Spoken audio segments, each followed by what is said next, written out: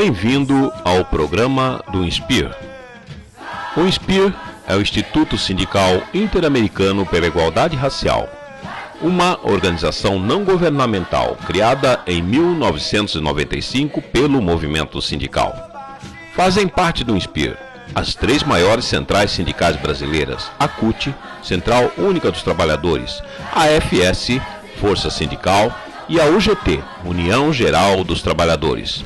Compõe ainda a direção do INSPIR, The American Federation of Labor and Congress of Industrial Organizations, a FL-CIO, Central Sindical dos Estados Unidos, e a CSA, Confederación Sindical de Trabajadores e Trabajadoras de las Américas, CSA, que congrega as centrais sindicais das três Américas.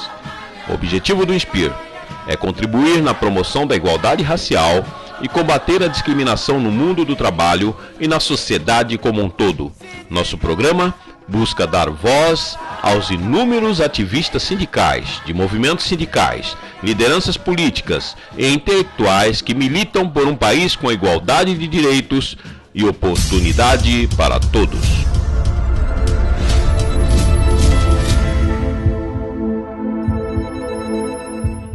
O programa do INSPIR entrevista hoje o companheiro Júlio César da Silva Santos.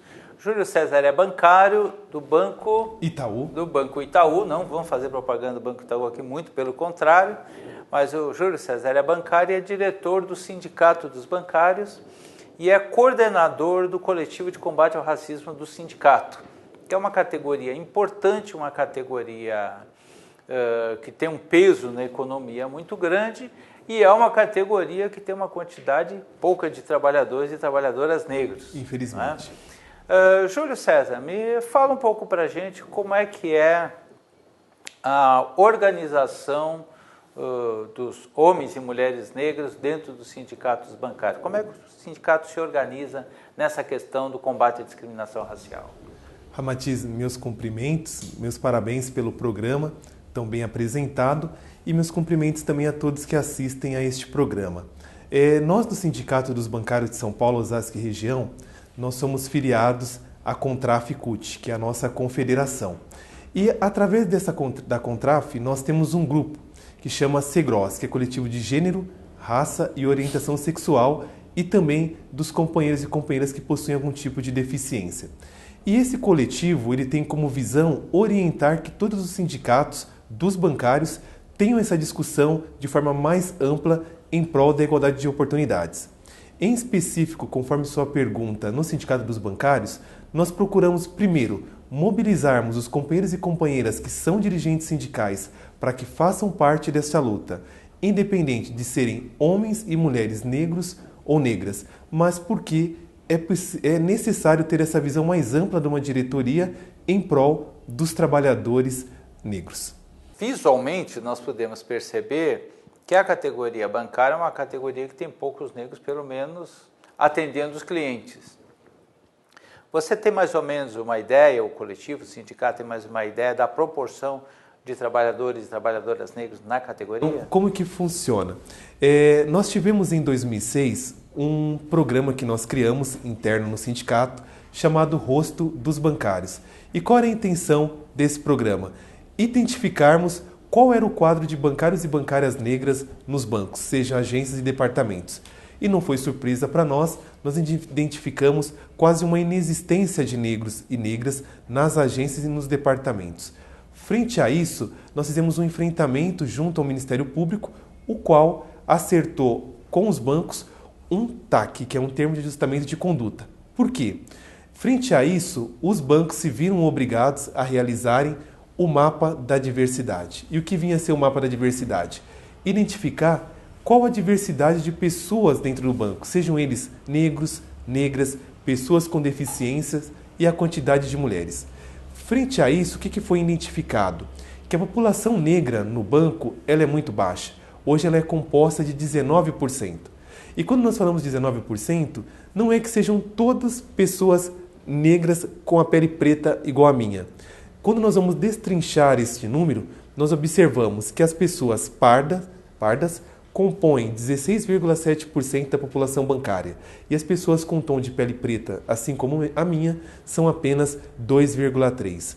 E este cenário, infelizmente, ele não se amplia. Nós vamos observando que ele está tendo uma queda, infelizmente. Existe uma diferença entre banco público e banco privado no que diz respeito à contratação, considerando que banco público tem o concurso e presume-se que a discriminação seja mais difícil? Existe essa diferença? Vocês chegaram a detectar essa diferença ou não? Ramatiz, essa diferença existe. Nos bancos públicos, nós temos uma maior concentração de homens e mulheres negras.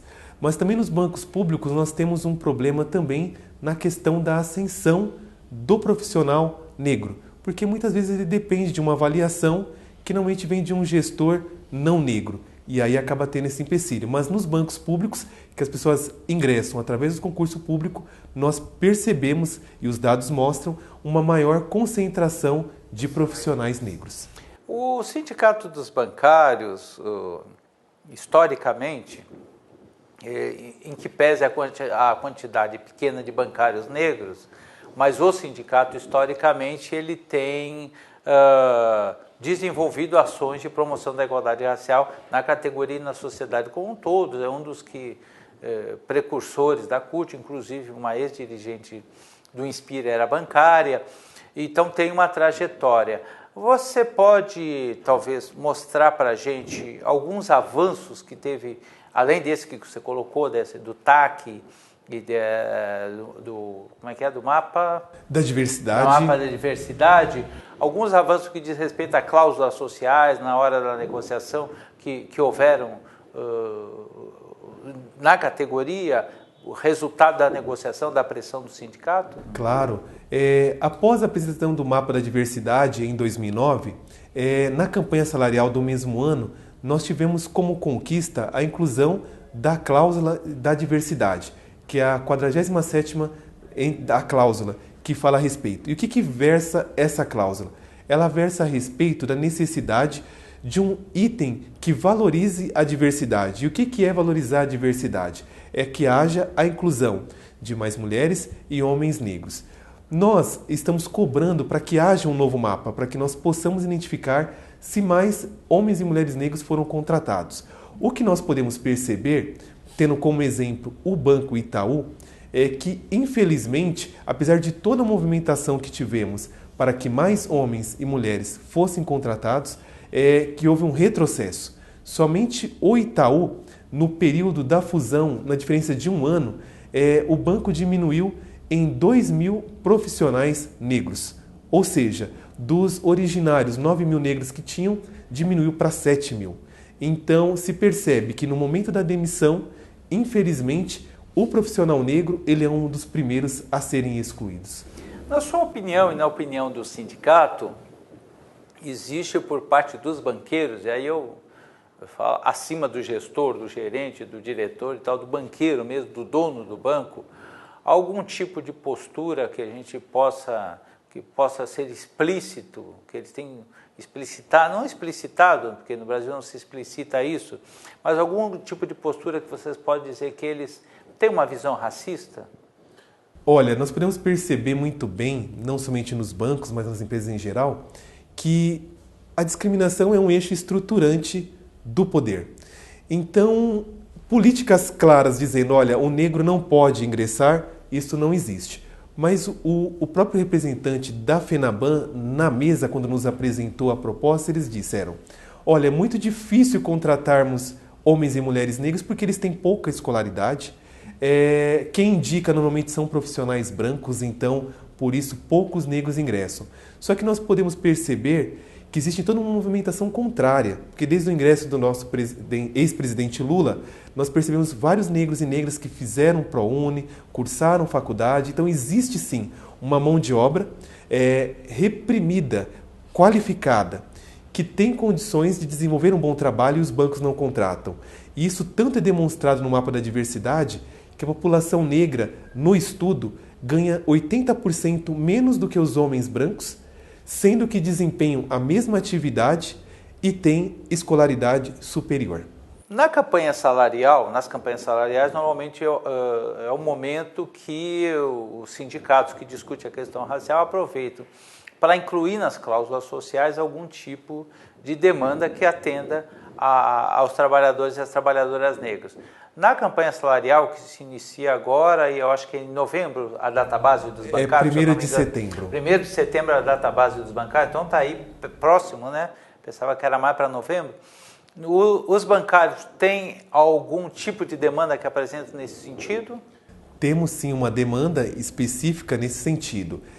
Para esse ano, nós já entregamos a minuta à FENABAN, que é a Federação Nacional dos Bancos, e versando a respeito da questão racial, nós temos uma pauta que demanda que 20% das contratações que forem realizadas sejam de negros.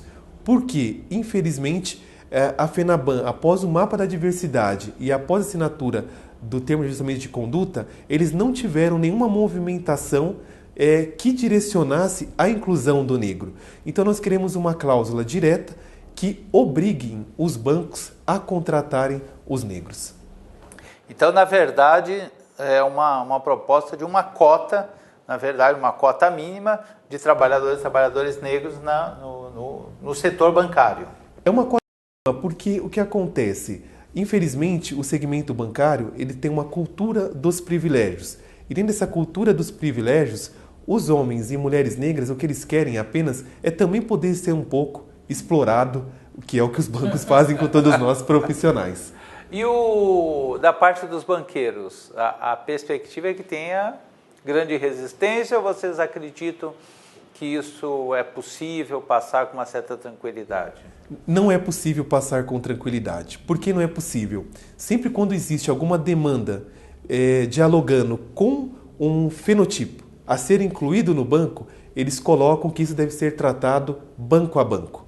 Mas por que isso? Porque não é interessante para o banco segmentar quais trabalhadores eles querem que entrem no banco. Então eles tentam muitas vezes limitar e não convencionar isso numa convenção coletiva.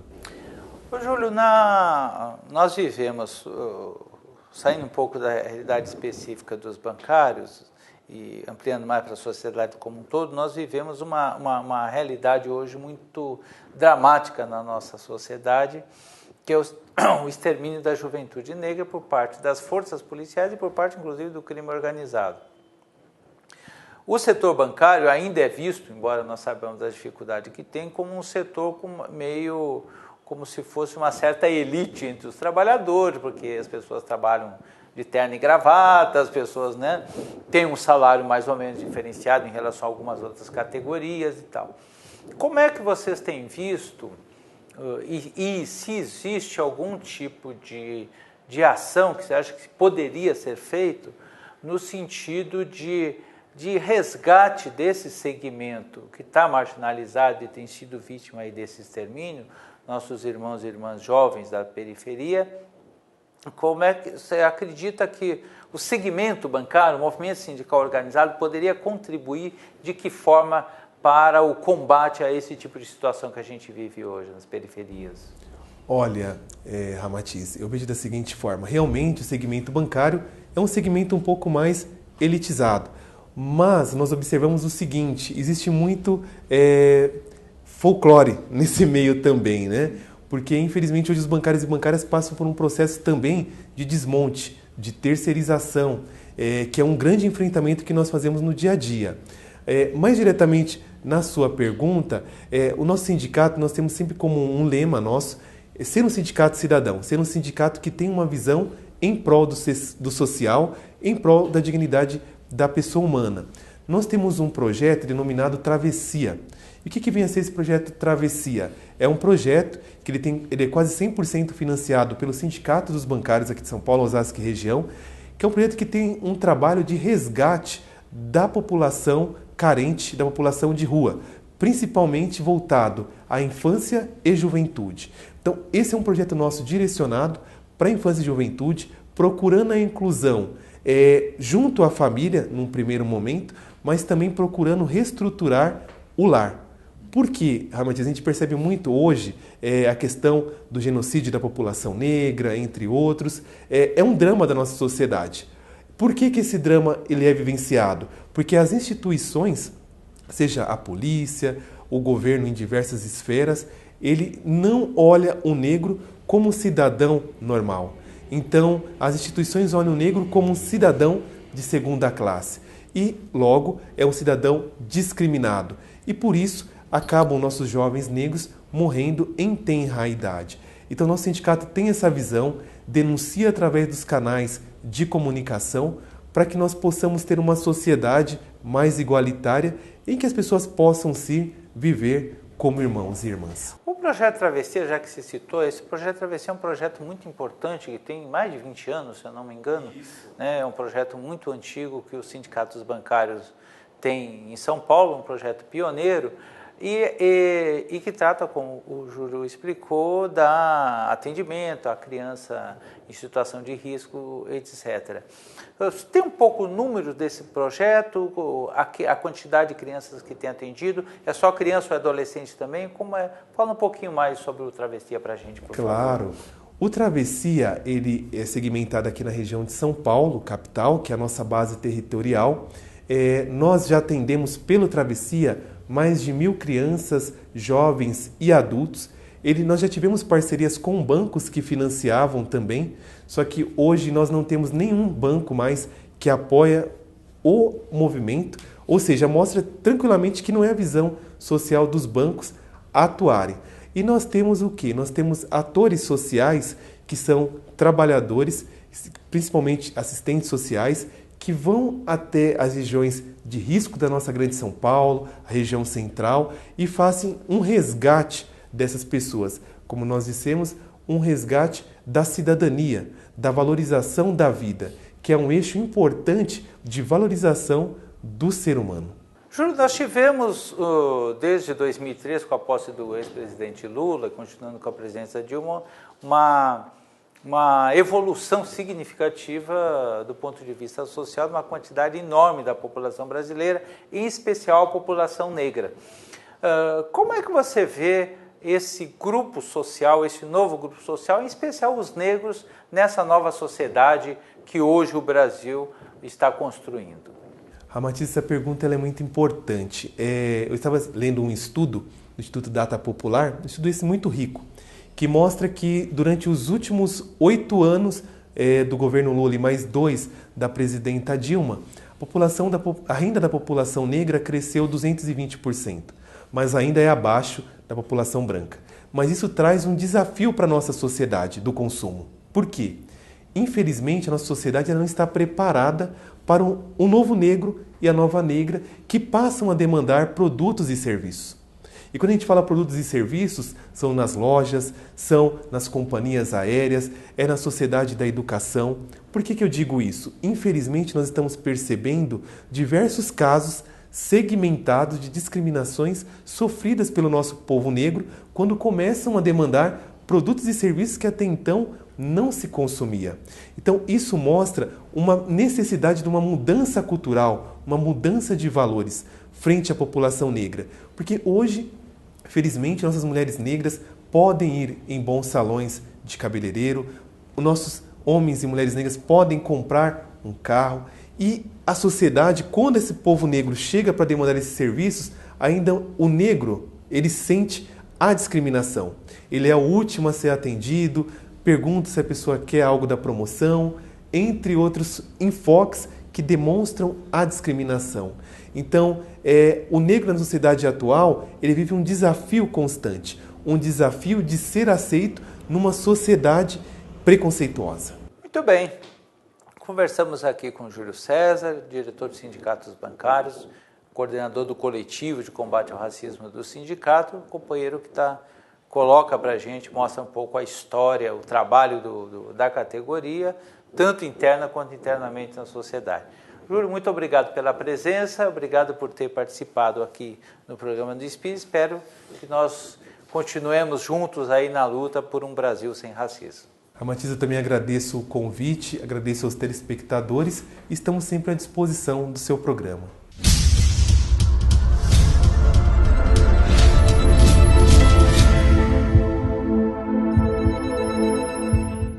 julho, nós fizemos aqui em São Paulo uma conferência livre sobre a questão racial. A conferência livre é uma forma de organizar a população para discutir a terceira CONAPIR, a Conferência Nacional de Promoção da Igualdade Racial, que prevê que os segmentos façam conferências livres. O movimento sindical fez uma conferência livre aqui no estado de São Paulo, que nós conseguimos juntar as 6 centrais sindicais do Brasil: CUT, UGT, Força, CTB, CGTB e Nova Central.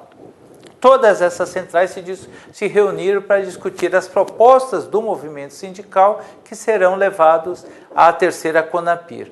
Nessa conferência, nós entrevistamos uma série de lideranças sindicais que dão sua opinião, apresentam contribuições sobre a discussão da questão racial. Assista agora às entrevistas com essas lideranças.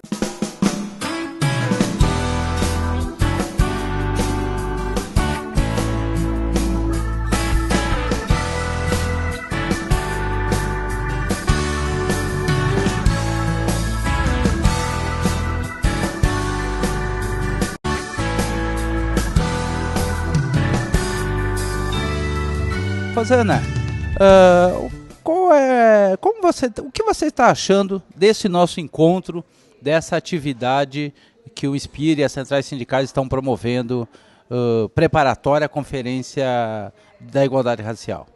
Eu acho que é um evento importante. Quero parabenizar o INSPIR, o Ramatiz, você, por ter organizado essa atividade. Acho que é um momento muito importante discutir as políticas públicas que combatem a discriminação racial. Eu acho que a gente tem que juntar mesmo as centrais sindicais, que nós somos todas trabalhadores e trabalhadoras no nosso local de trabalho, independente que central que represente. A gente tem que estar numa luta unificada, discutindo propostas para combater a discriminação racial no local de trabalho. E se nós não nos unirmos, a gente não vai conseguir combater isso. Qual a expectativa da CUT, em especial da CUT estadual, para essa conferência?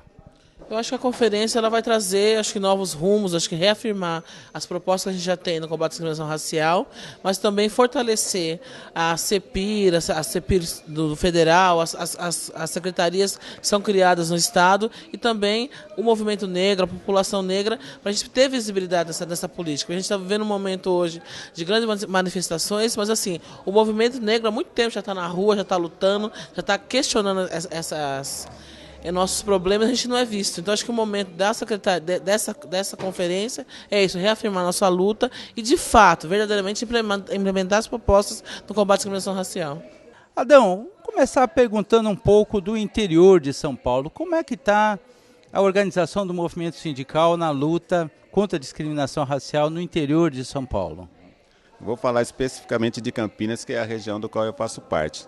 Em Campinas, nós temos um coletivo de combate ao racismo na subsede da CUT Campinas, que procura discutir a temática racial dentro das suas categorias, dentro dos seus sindicatos e levar essa discussão para a sociedade. É isso que nós estamos tentando fazer lá em Campinas. Esse encontro aqui, que nós estamos, hoje que nós estamos tendo, esse encontro com as 6 centrais sindicais, qual é a expectativa que você tem para esse encontro? Você acha que a gente consegue tirar algumas propostas positivas do movimento sindical como contribuição ao terceiro CONAPIR? Sim, esse encontro é muito importante.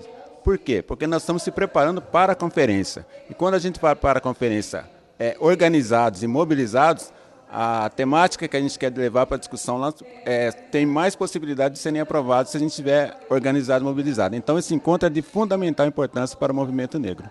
Benedito, qual é, na sua opinião, qual é a expectativa que você tem dessa conferência livre do movimento sindical preparatória terceira CONAPIR?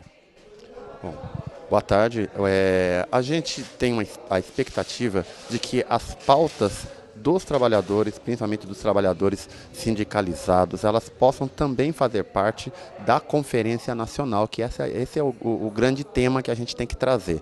Mostrar que o movimento sindical está vivo e atuando na questão da promoção da igualdade racial e levar as pautas dos trabalhadores para dentro da conferência. Acho que esse é o ponto mais importante. O mercado de trabalho saber absorver com tranquilidade a mão de obra dos afrodescendentes mas sem apresentar essas discrepâncias que normalmente apresentam, de salários, de condições, de oportunidades. É isso que a gente espera poder debater e construir uma pauta em conjunto aqui. Cleonice, ou conhecida como a Cleo, né, nossa companheira de longa data. Esse encontro aqui, né, que reuniu todas as centrais brasileiras, preparatória à conferência, foi um encontro que é resultado de um trabalho de longa data de união das centrais em torno de um tema. Como você está vendo esse encontro? Está sendo positivo esse encontro? Não, muito positivo, como tudo que as centrais, quando se unem, fazem. Porque nós já temos certeza disso, que todos os temas que nos unem, o resultado positivo é certo. Então, ter esse encontro, tirar propostas para estarmos levando para a terceira conferência nacional, com certeza o resultado só pode ser o melhor. A união de todas as centrais fortalece uma luta, fortalece a realização de um sonho que é nosso do movimento sindical, de ver a nossa população afrodescendente incluída no mercado de trabalho sem nenhuma discriminação.